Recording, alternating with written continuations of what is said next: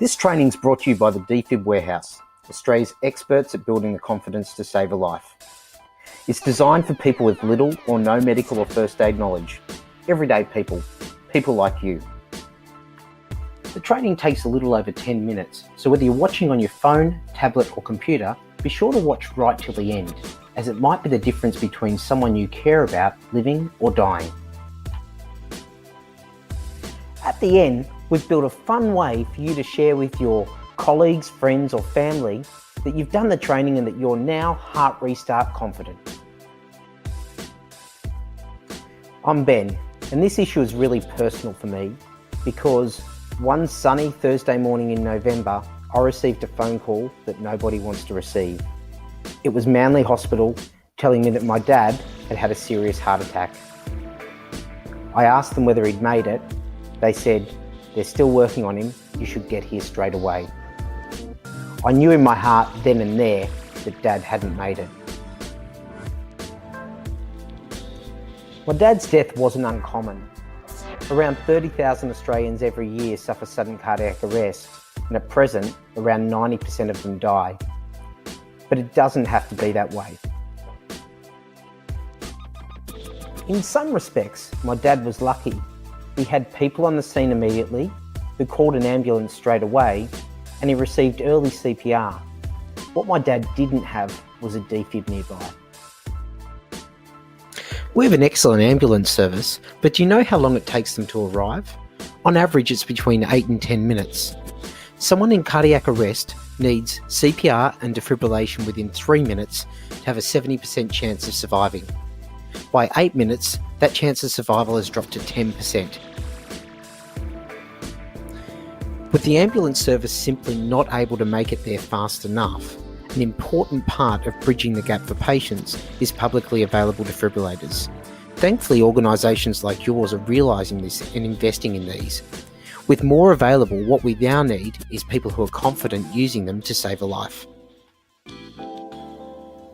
The training covers 3 topics. The first are the 3 beliefs that people have that simply aren't true and are stopping us from saving a life. The second teaches you how to recognise that someone might be in sudden cardiac arrest and what you need to do to help them. And finally, we show you how, with a DFib by your side, the only thing stopping you from saving a life is the belief that you can do it. We've all believed something in life that's later turned out not to be true, and mostly these beliefs are harmless. But when it comes to assisting with sudden cardiac arrest, there are 3 things that people believe that are simply not true and are dangerous because they're costing people their lives. The first belief that simply isn't true is that you need to be a trained professional to use a DFib. You don't. The DFib that you have access to is designed specifically to be used by untrained or minimally trained members of the public. In fact, the Australian Resuscitation Council endorses and recommends use of DFibs by untrained bystanders. The second belief that simply isn't true is that you might hurt someone using a DFib. The DFib that you have will analyse the patient's heart rhythm, and it will not administer a therapeutic shock unless it can help that patient. The third and final belief, which isn't true, is that you might be sued for trying to provide well-meaning first aid. Good Samaritan legislation or case law exists in every state in Australia, and there is no record of anyone successfully being sued for trying to administer first aid. So hopefully now you believe that you can use a DFib, but you might still be confused as to when you should use one. The next section of our training looks at the 2 ways you can tell someone might need you to get that DFib, and the 3 things you need to do to help save their life. There are a large number of situations that can lead to someone going into cardiac arrest. Some of the common ones are having a heart attack, drowning, being electrocuted, suffering some sort of trauma, or having an anaphylactic reaction. Regardless of what's caused them to go into cardiac arrest, The two telltale signs that someone has experienced a sudden cardiac arrest is that they're not conscious and they're not breathing. Some simple ways to check whether this might be the case is if you grab them, shake them and yell their name and they don't respond, you don't see their chest moving up and down with breath, or you don't feel a pulse. They're likely unconscious and not breathing. If someone is in cardiac arrest, that situation is deadly serious. Without your help, they will die. They need you to do 3 things straight away. The first one is call 000. The second thing they need you to do is go and get your defib.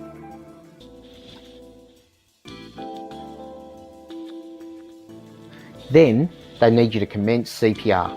If there's more than one of you, get one person to commence CPR straight away and the other to go and get the defib while calling 000.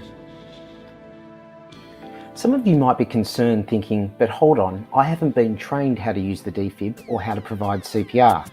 The great news is that your defib will tell you exactly how to do both of those things. And for someone in cardiac arrest, they need that to happen immediately. So for them, any CPR is better than no CPR. You probably know by now that you can use a defib and when to use one, but do you really believe that you could use one? The final section of our training is focused on evolving your beliefs to ensure that you are heart restart confident. We're all expected to learn so many new things these days, but studies show we've typically forgotten 90% of what we've learned within a week of learning it. So why bother teaching you how to use a defib when the chances are you won't have to use it for years to come? Well, while you might forget what you've learned, you won't forget what you believe. And the focus of this training is helping you believe that you can use a defib to save a life. In life, we've all benefited from the help of a coach to help us get through a tough situation. We want you to look at your defib as a coach that's going to help you get through that life-threatening emergency. Now's a chance for you to watch your defib in action. Call for medical assistance and get the Samaritan PAD as quickly as possible. Press the green on-off button to turn on the Samaritan PAD. Depending on the pad pack currently installed, you will hear either an adult patient or a child patient prompt.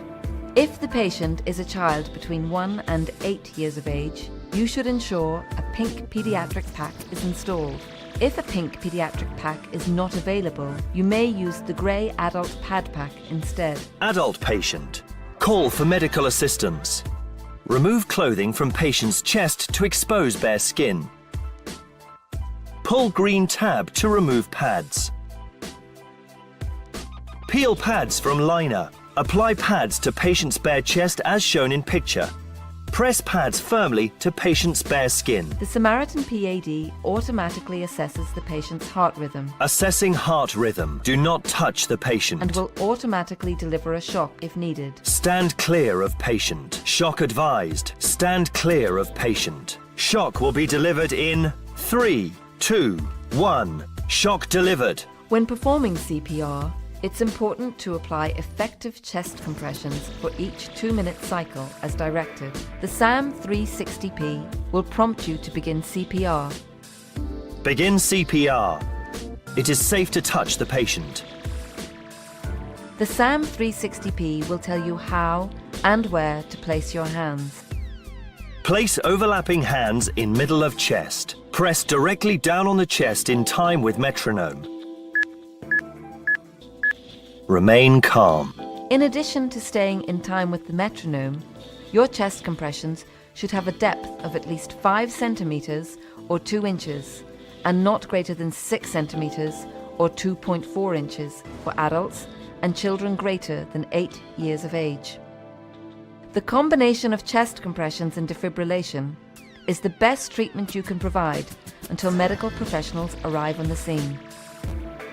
Hopefully you saw that that was straightforward and believe that you could do that if required. To help reinforce that belief, we're going to ask you to do something that might seem a bit silly at first, but I guarantee you will work in help evolving your belief. Think of someone who's really important to you, someone whose life really matters to you, maybe a friend, a colleague, or a family member.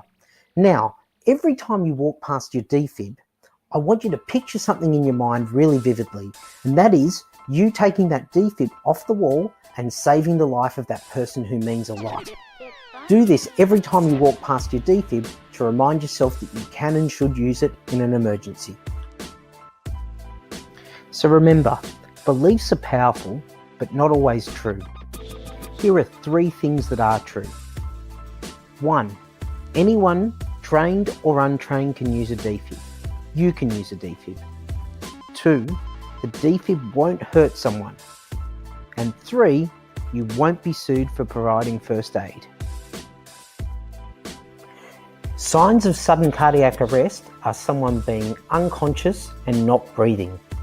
When you notice those signs, there are 3 things you need to do. You need to call 000, you need to get your defib, and you need to start CPR. And finally, even if you forget everything you've just seen about how to use your defib, you won't forget what you now believe, and that is that you can use a defib to save the life of someone you care about. Take the opportunity to reinforce that belief every time you walk past your defib.